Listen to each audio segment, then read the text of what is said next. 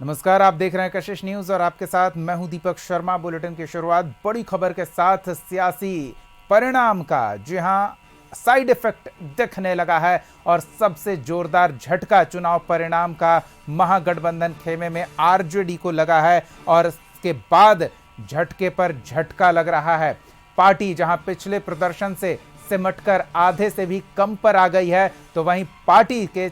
नेतृत्वकारी चेहरे और पार्टी के संचालक लालू परिवार पर भी इस हार का ठीकरा फोड़ने के बजाय इस हार के कारण अब प्रहार होता दिख रहा है। लालू परिवार से उनकी बेटी ने भी नाता तोड़ लिया है। रोहिणी आचार्य ने सोशल मीडिया पोस्ट कर परिवार पर और पार्टी पर और राजनीति पर अपना निर्णय सुना दिया है। राजनीति से संन्यास ले लिए हैं, पार्टी से किनारा कर लिया है और परिवार से नाता तोड़ लिया है। और इस सब के लिए संजय और रमीज, इन दो नामों का सोशल मीडिया पोस्ट में रोहिणी ने उल्लेख किया है। साफ तौर पर पार्टी की इस दुर्गति के लिए, परिवार से नाता टूटने के लिए रोहिणी ने संजय और रमीज को दोषी ठहराया है। आपको बता दें कि चुनावी गतिविधियों के दौरान और उससे पहले भी रोहिणी सोशल मीडिया के साथ साथ जमीन पर भी काफी सक्रिय नजर आ रही थी। बड़ा प्रयास था रोहिणी आचार्य का कि वो पार्टी के राजनीतिक विरासत में अपनी भी भागीदारी दर्ज कराएं, लेकिन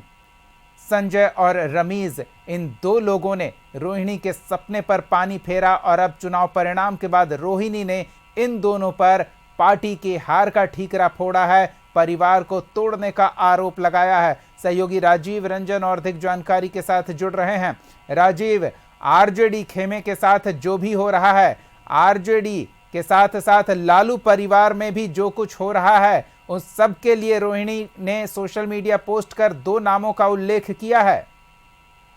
जी देखिए, चुनाव से पूर्व ही परिवार में एक तरह से विरोध शुरू हो गया था। तेज प्रताप को लेकर के पहला विरोध शुरू हुआ था कि भाई उनको निर्दलीय लड़ने दीजिए, महुआ से लड़ने दीजिए, वहाँ कोई भी प्रत्याशी के पक्ष में बड़ा नेता चुनाव प्रचार करने नहीं जाएगा, लेकिन वो नहीं हो पाया। तेजस्वी यादव वहाँ गए और वहाँ से आरजेडी के प्रत्याशी मुकेश रोशन के पक्ष में चुनावी सभा की। उसी समय से ये बवाल उठने लगा था, चूँकि क्या है कि तेजस्वी यादव के इर्द गिर्द दो लोगों का नाम काफ़ी विवादों में रहा है, चाहे वो रमीज हों चाहे वो संजय यादव हों, और ये दोनों परिवार के बाहर के लोग हैं, यानी कि बिहार के बाहर के एक संजय यादव भी हैं।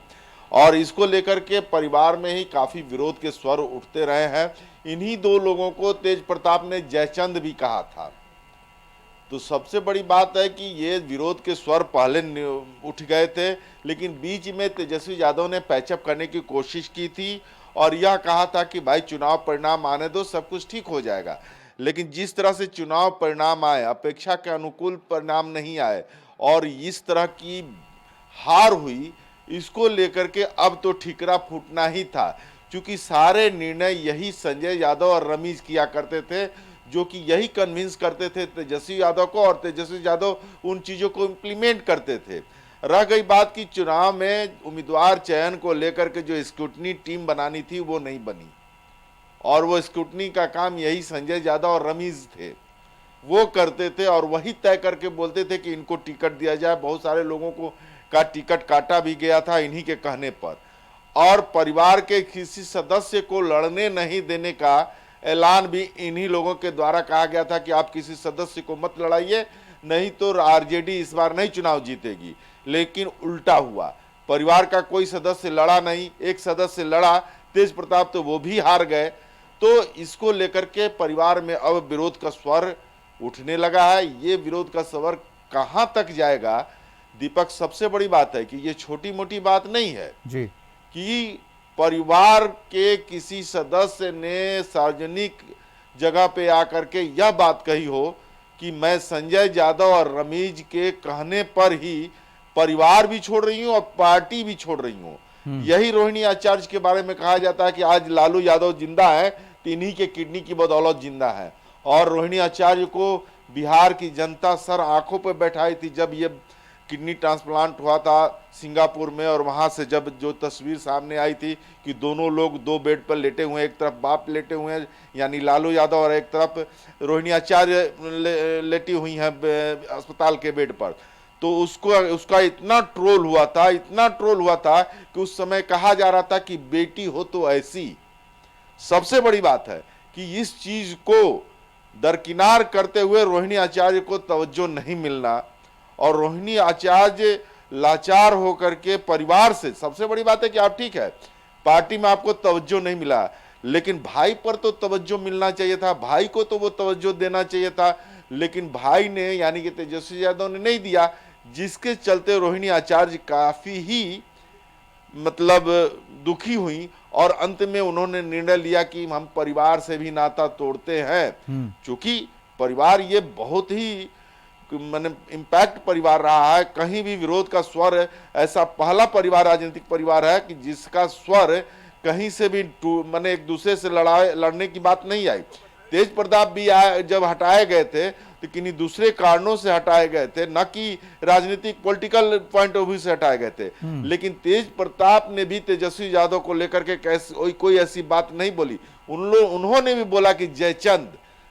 शब्द का यूज किया था, और वो जयचंद अब इतना प्रभावी हो गया है लालू परिवार पर कि धीरे धीरे कर करके एक एक सदस्य खिसकने की स्थिति में है। वैसी स्थिति में अब रोहिणी आचार्य का ये छोड़ना और परिवार छोड़ना और पार्टी छोड़ना काफी मायने है, और इसके दूरगामी परिणाम देखने को जरूर मिलेंगे। दीपक। राजीव, अगर मैं इसे अपने नजरिए से देखूं और उस पर आपसे सवाल करूं तो एक तरफ लालू प्रसाद यादव को रोहिणी आचार्य ने जीवन दान दिया है, तो तेजस्वी यादव को सियासी जीवन दान देती दिख रही हैं। हार के बाद जो नाराजगी थी संगठन में, जो असंतोष का भाव था,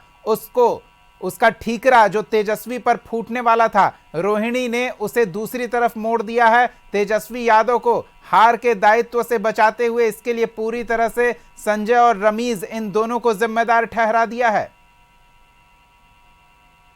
ये सही बात है कि जो भी निर्णय, चूंकि तेजस्वी यादव इतने मशगूल थे चुनावी सभा करने में, या फिर महागठबंधन में सीटों को बंटवारा को लेकर के जिस तरह से महागठबंधन में रार मचा हुआ था, सभी अपने अपने डिमांड को पूरा कराने के लिए दबाव बनाए हुए थे, और उस निर्णय में कहीं ना कहीं से परिवार को नहीं रखना, लालू यादव राबड़ी देवी को नहीं रखना, रोहिणी आचार्य मीसा भारती को नहीं रखना, ये सबसे बड़ा सवाल था। और ये सारे निर्णय संजय यादव और रमीज के द्वारा होते हैं। ये आरोप है, मैं कोई इसकी पुष्टि नहीं करता, लेकिन ये आरोप है कि इन लोगों ने ही इस चुनाव 2025 के महासंग्राम का बीड़ा यानी कि आरजेडी का बीड़ा, तेजस्वी यादव का बीड़ा उठा रखा था, और इनके निर्णय पे ही सारा निर्णय होता था, और ये जो निर्णय करके दे देते थे वही इंप्लीमेंट होता था। बीच के दिनों में ये बात आई थी कि रोहिणी आचार्य भी चुनाव लड़ना चाहती हैं, लेकिन उनको नहीं लड़ने दिया गया।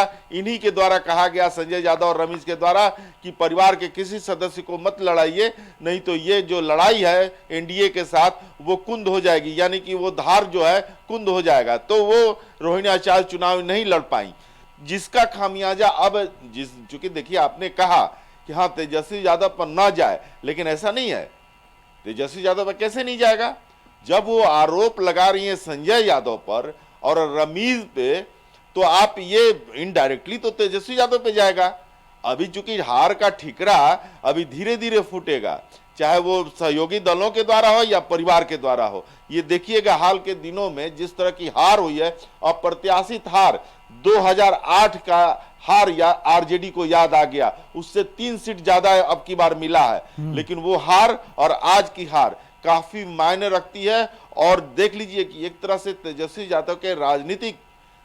जीवन पर प्रश्न चिन्ह लगने की स्थिति आ गई है, और परिवार के द्वारा इस तरह से हमला होना, परिवार के द्वारा यह कह करके पार्टी और परिवार छोड़ना, धीरे धीरे ये स्थिति आ जाएगी कि फिर वो लालू यादव भी अंत में आपको नजर आएंगे कि तेजस्वी से ये लोग अलग हो गए हैं। लेकिन एक बात तो तय है कि अब तेजस्वी यादव को सोचना होगा कि इस पर वो किस तरह का एक्शन लेते हैं, क्योंकि उनकी छवि धूमिल हुई है और उस छवि को ठीक करने के लिए परिवार में भी और महागठबंधन में भी उनको बहुत काम करना पड़ेगा। उन सारी गलतियों को सुधारने की कोशिश करनी होगी और प्रयास करना होगा जिन गलतियों के चलते महागठबंधन की हार हुई है और परिवार भी बिल्कुल, ये तो दूसरी बात है, राजनीति बाद में, लेकिन पहले परिवार संभाल लें तेजस्वी यादव, लालू प्रसाद यादव, उसके बाद वो पार्टी को भी देख लें, क्योंकि परिवार की टूट अगर कहीं पार्टी तक पहुंची तो फिर तेजस्वी यादव के लिए सियासी भविष्य अंधकार में नजर आएगा। बहुत बहुत धन्यवाद राजीव इस तमाम बातचीत और जानकारी के लिए। तो रोहिणी ने भी पार्टी से किनारा कर लिया है। लालू परिवार में बिखराव, चुनाव से पहले तेज प्रताप यादव ने परिवार और पार्टी से किनारा, उन्हें करने को मजबूर किया गया परिवार की ओर से। तो अब रोहिणी ने चुनाव परिणाम के बाद खुद से पार्टी और परिवार से किनारा कर लिया और इसका ठीकरा संजय और रमीज पर फोड़ा है। देखना होगा कि अब पार्टी और परिवार को बचाने के लिए लालू यादव और तेजस्वी यादव क्या कदम उठाते हैं।